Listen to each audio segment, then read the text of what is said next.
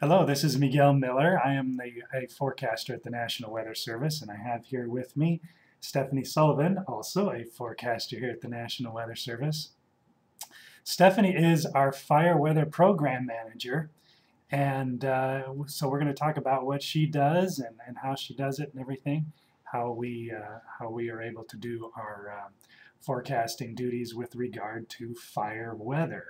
So, Stefanie, welcome. Thank you. First of all, give us a little bit of a background, kind of a history of how did the Weather Service start to get involved with this firefighting stuff? Well, there was an old fire weather program that was separate from the Weather Service, and after the modernization, I think it was in 2003, the Weather Service ended up taking over the fire weather program. So since then, we've had the responsibility of red flag warnings and issuing fire weather forecasts. Okay, so they decided to have the weather experts be in charge of the weather part of the firefighting effort then. Correct. Does the Weather Service forecast fires and how they move and stuff like that? No, the fire agencies actually have people called fire behavior analysts who take our weather forecasts, and they're the ones who predict how the fires will move, just even generally what the fire will do, whether it'll be a plume-dominated fire, where it will move, how fast it'll spread. But we stick strictly to fire weather. Okay, so we'll stick to what we know, and that's the weather. Correct. We're not experts on how fire behaves necessarily. We do know some things, but yeah, we'll stick to what we know.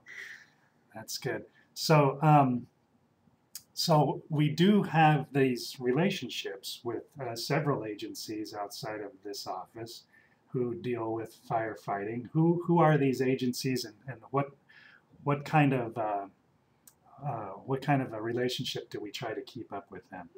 Well, we partner with all of the federal, local, and state agencies, so that would include CAL FIRE, the Forest Service, Bureau of Land Management, even just the city fire departments and such, and provide them with the fire weather information they need to be able to do their jobs in terms of wildland fire suppression. But we try to meet with them at least once a year. We also work with the Southern California Geographic Area Coordination Center, or the GAC for short. They're also part of the equation, and we all work together on this fire weather thing. Well, like I said, we try to meet with them at least once a year, get input from them, try to build a relationship so that they know that they can come to us with any fire weather concerns, and that they know that we're here to help them. Okay, so there's kind of a lot of work being done, and when they need the weather support, they know they can come to us. Right. Okay. Well, that's great. Yeah, there's a lot of agencies out there, and Yeah. Speaking as a forecaster, you talk to a lot of different people. They all have their different concerns. So here in the office, what is your primary function as the fire weather program manager? What is it that you're trying to do? Right now, just trying to build relationships with these fire agencies and kind of just take care of some more of the policy things, stuff that comes down from our national headquarters, making sure it's implemented here, making sure that everyone is properly trained on fire weather, issuing spot forecasts, that sort of thing. So it's mostly a combination of outreach to our fire agencies, but also training our staff on fire weather. And then as a side thing, I'm also an incident meteorologist, so I could be dispatched to the wildland fires if they request us, and that's a separate program within the National Weather Service. That's kind of part of our fire weather agreement, is that we'd have these incident meteorologists available who are specially trained to go out and provide on-site support at the fires. Yeah, I think that's really cool. Sometimes I think I'd love to go do that. You go hang out with the guys, get to eat their food and sleep and camp out with them and stuff. But on the other hand, it can be kind of a stressful situation as well.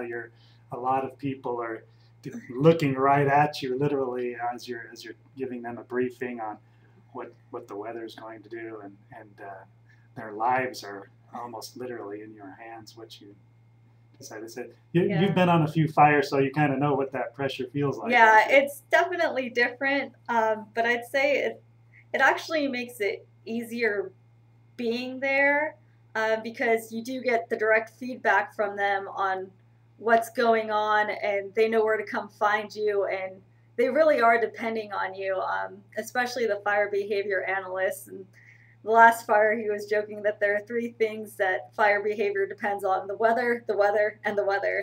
So a lot is in your hands, but like I said, you do get that direct feedback from them. You're actually on site, you're experiencing the weather there, you see what's going on, you're there for all the meetings and briefings, so you know what the fire's been doing, and having that input really helps you fine-tune your weather forecast, and in turn you can do a much better job. And it's really nice to be directly supporting them, as opposed to what we're usually doing is sitting back in an office maybe 150 miles away from where this is all going on. And so it's nice to have that direct contact with everyone. And it's a really good way to build relationships. Even the last fire I was at in Northern California, almost everyone on the team was from Southern California. So I met a lot of people from, say, San Bernardino National Forest or Cleveland National Forest that were on this fire, even though it wasn't in our forecast area. Yeah, so that was a good way to get to know some more people that you serve regularly, even though it's outside of the area. Interesting. Yeah, it's one of those kind of rare opportunities, I guess a little bit too rare, because in the Weather Service we put out our forecasts and we often don't really see the exact effect of our work, what we do, and how people respond to what we do. But having that incident meteorology experience is probably a lot of fun, much more gratifying to see what you're doing, what difference you are actually making, and getting that immediate feedback. That's great. Okay, so part of the time you're out on a call on an IMET, a little bit of the time, but most of the time you're cracking the whip on us forecasters here and making sure that we know what we're doing as far as forecasting fire weather conditions and everything. And so that's good. So Stefanie, what really excites you about this responsibility? Maybe why did you accept the responsibility in the first place? I think just growing up in Southern California, especially in the little town of Simi Valley that is surrounded by fire more often than not during the fall with the Santa Anas, just growing up around it, I was kind of interested in knowing how it all works and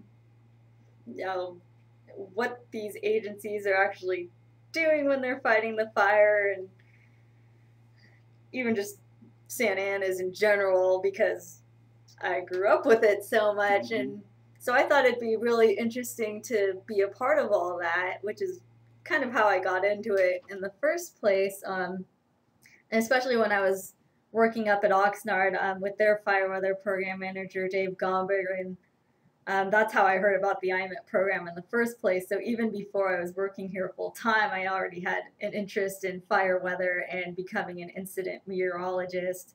So just, I guess, just a general interest in it from growing up around it. Yeah, it's just it's just a way of life here in Southern California, isn't it? You just kind of know, okay, it's the fall and the Santa Ana season's kicking in, and we all sort of start tuning in and getting more ready on the edge of our seats a little bit more. And that's good. So you spent, you were a student? I was in their SCEP program. Okay. So there's a program for students, and Stefanie was in that for some time at the LA Oxnard office, and then that's when we scooped her up in 08, right? Right. She became an intern here, and then a forecaster a couple of years after that. So it's great. We're glad that we got her here. So what do you hope to see? What is your vision for the future as far as this fire weather program? Probably mostly to just build a good relationship with the local fire agencies and the GAC, and hopefully bring some more science into it. Right now, SDG&E and the GAC, along with UCLA, UCSD, and the National Weather Service, is doing a lot of research on offshore flow events and better forecasting them and kind of coming up with a rating system for them to not only help us better forecast them, but to also convey the message to our fire partners better about whether this is a low end event or whether this is more of an extreme 2007 type event, so that they can properly prepare as well. So that's one of the really exciting things going on right now, is that project. So just stuff like that, pretty much just help improve our program so that the fire agencies can better prepare and improve what they do. Yeah, there's a lot of money that gets moved around, a lot of people and equipment that gets moved around, a lot of training that, and so the right information is really vital to these people, and so it's good to see that not just the Weather Service, but these other people, these other contributors are chipping in to make it all better, to make it all more worthwhile. All right, well, I think that about covers it, Stephanie. Thanks for your time. Thank you. And we'll talk to you later.